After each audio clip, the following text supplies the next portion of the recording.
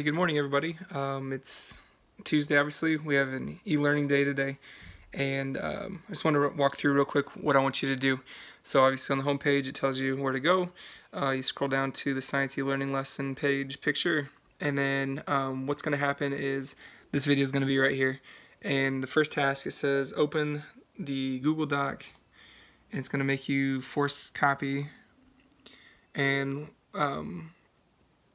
here in a bit, I'm going to talk about the different forms of energy, and you're going to come up with a list of different objects and what type of energy they have, beyond just physical.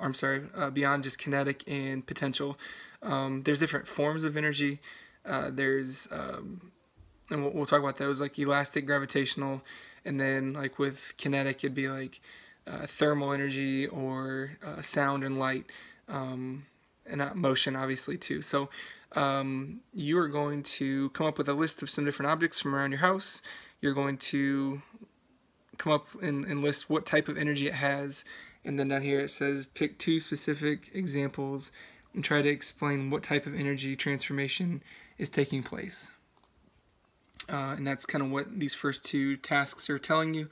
And then if you have time, I would like you also to complete the part 2 practice quiz.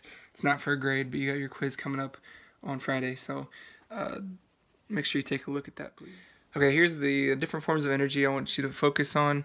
Again, we've talked a lot about kinetic and potential, and then these are different forms of kinetic and potential energy. So thermal energy is another name for heat energy. So when things are heating, if they have heat associated with them, that'd be thermal energy.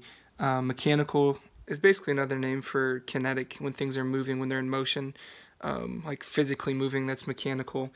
Nuclear energy, so the Earth inside of our core, nuclear reactions are occurring.